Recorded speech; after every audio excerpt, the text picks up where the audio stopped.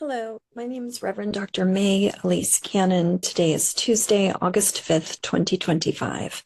Today is day 669 since what the world calls the war between Israel and Hamas began, and what many experts are saying is nothing but a genocide in Gaza. Greetings from the holy city of Jerusalem. Yerushalayim in Hebrew, Al-Quds in Arabic, the city of peace where there is no peace. Might that one day be realized in our lifetime? I spent the day today in the Christian village of Taipei. Taipei has been in the news much in past weeks because of settler attacks. It's just outside of Ramallah in the occupied West Bank. And I had the privilege of meeting with the mayor of the village and with one of the priests and some of the other Christian leaders. Hearing about those recent attacks and also the visits of diplomats from 20 countries where the U.S. didn't initially join. And then a few days later, Ambassador Huckabee traveled to the city to meet with the Christians there. We saw firsthand the ancient Byzantine church that was desecrated by extremist settlers who brought a herd of cattle into that sacred space. It's in large part ruins, but the space is still used, and there are weddings there. Villagers even said that the desecration was worse than the fires that were started that surrounded a part of the kind of border, if you will, between the city itself or the village itself and the surrounding olive groves, which also belong to the city and villagers of Taipei. There were fires, there were cars that were burned, there was Hebrew graffiti that was threatening, and the Christians there said, we want peace, and they don't want to retaliate, they don't want violence, they want peace. They said they have peace with 12 neighboring Muslim villages, and they want peace with Jewish neighbors as well. Listening to the Catholic Melkite priest, Father Jack, he told us about how Christians only want to live in peace. Updates from the last 24 hours, starting with Gaza. Israeli gunfire and airstrikes killed at least 40 Palestinians yesterday, 10 of whom were seeking aid. Another 5 died of starvation. Burial shrouds are also running out in the territory due to continued restrictions at the border by Israel and the mounting number of daily deaths. The health ministry today announced that there were 79 people killed and 644 wounded. 644 wounded today in the last 24 hours. According to an announcement, 52 people were killed and more than 352 were wounded while waiting for humanitarian aid. 110 food aid packages were dropped from the sky in the past few hours as a part of the cooperation between Israel, the UAE, Jordan, Egypt, Germany, Belgium, and France.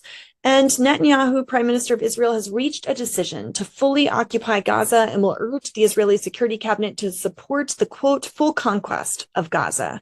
That was a source within Netanyahu's office reporting. The Israeli defense circles opposed the expansion of ground operations in an area where the hostages are believed to be held, in large part because it could threaten their lives. Another report from Reuters said that Israel will allow gradual and controlled entry of goods to Gaza through local merchants in order to increase the volume of aid entering the territory, but while reducing reliance on aid collection by the UN and international organizations. That was a military spokesperson for Kogat today. The agency said that approved goods include basic food products, baby food, fruits, and vegetables, as well as hygiene supplies. May aid be allowed in? I mentioned in an update recently that food is not what is most needed when people are malnourished. There are other things that are needed to be able to treat that condition of being. Canada yesterday said it delivered 21,600 pounds of aid to Gaza through airdrops. They said that Israel's obstruction of aid is a violation of international humanitarian law and must end immediately. And that is the update related to Gaza.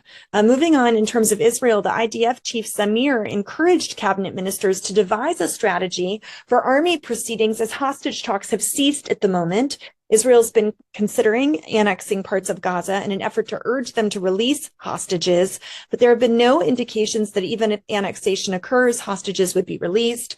A senior Israeli official told the Times of Israel that if both Israel and the U.S. stop their efforts in working with Hamas to reach a phased hostage deal, then it will take a long time to reach a broader deal that would lead to the release of all hostages and put an end to the war. More than 600 retired Israeli security officials, including former heads of intelligence agencies, yesterday urged President Trump to pressure Israel to immediately end the war on Gaza. The letter reads, "It's our professional judgment that Hamas no longer poses a strategic threat to Israel." In a video accompanying the letter, former director of Shin Bet, Ami Aylon, said, "When we achieved all the military objectives, the war ceased to be a just war and is leading Israel to lose its security and identity." That's the former head of Shin Bet, of the Israeli military establishment. The Israeli government yesterday unanimously voted to dismiss Attorney General Gali Baharav Miara from office. Baharav Miara is the chief prosecutor in Netanyahu's ongoing corruption case. Immediately after the vote, the Israeli High Court of Justice issued a temporary order upholding an earlier ruling that Baharav Miara's dismissal would not come into effect until further notice from the court. You'll recall I mentioned yesterday that if she is dismissed, that would essentially allow Netanyahu to shut down his own corruption trial. Prime Minister Netanyahu held a security meeting with the IDF Chief of Staff, the Defense Minister Katz, and Strategic Affairs Minister Ron Dermer to discuss the continuation of Israel's military operations in Gaza. And the Prime Minister's office, following the security meeting, said that the Army Chief presented options for continuing the campaign, and the IDF is prepared to implement any decision made by the Security Cabinet.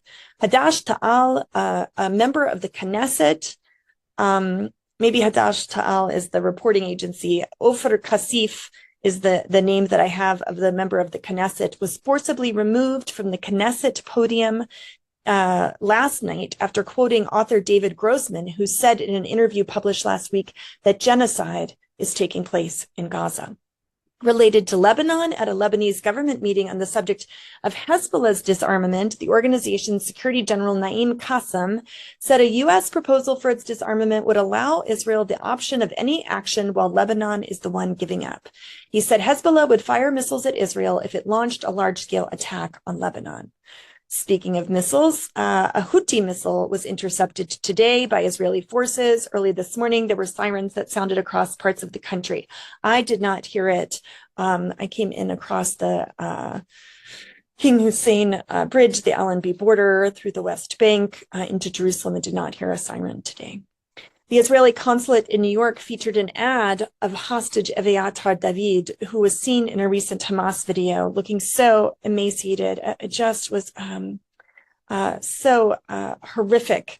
This was put on one of the Times Square's billboards to highlight the plight of hostages held by Hamas. Finally, I just wanted to say a moment more about Taipei, since I spent time there today and left parts of my heart there today. We published a piece, Christopher Huth and myself, maybe a week or so ago, in a magazine called Public Orthodoxy, called Taipei Under Attack, the Erasure of Christianity in the Holy Land. I'd encourage you to look that up. Again, it's Public Orthodoxy, Taipei Under Attack, the Erasure of Christianity in the Holy Land. If you've not read the story, it's about the Christian village where I spent the day. I just wanted to read the first two paragraphs of that article to give you an idea. Nestled on the hillside in the occupied West Bank, the village of Taipei is a place of deep spiritual and historical significance. It's the last fully Christian town in Palestine, a rare sanctuary of quiet endurance amid a region marked by turmoil.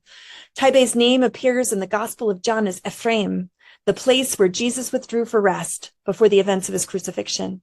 Today, the village still preserves the remnants of its sacred past, the foundations of the 5th century church of St. George al-Hadar, and its cemetery, one of the oldest Christian sites in the Holy Land. It bears witness to the nearly 2,000 years of Christian presence.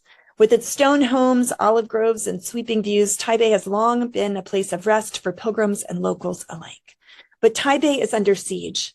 Israeli settlers, emboldened by decades of unchecked aggression and encroachments against the town, have perpetrated a pattern of harassment and violence against Taipei's residents. In 1977, the settlement of Rimonim was established on land confiscated from the town by the IDF.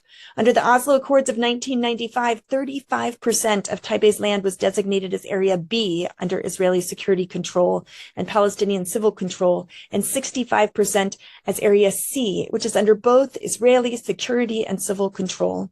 Area B and C are explained in the article. The past 3 decades have witnessed an expansion of settlements adjacent to Taipei.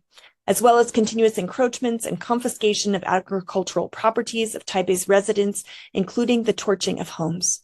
The climate of settler impunity towards Taipei escalated in last week's attacks, endangering the security of the town's community and threatening the heritage of Christians in the Holy Land.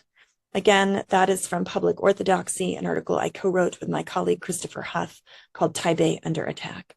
May God go before us as we still call for a comprehensive permanent ceasefire in Gaza, allowing food and assistance into the enclave, the release of hostages in Gaza, the release of prisoners held unjustly by Israel, as we call for the core issues of the conflict to be addressed. May God go before us in the name of Christ. Amen.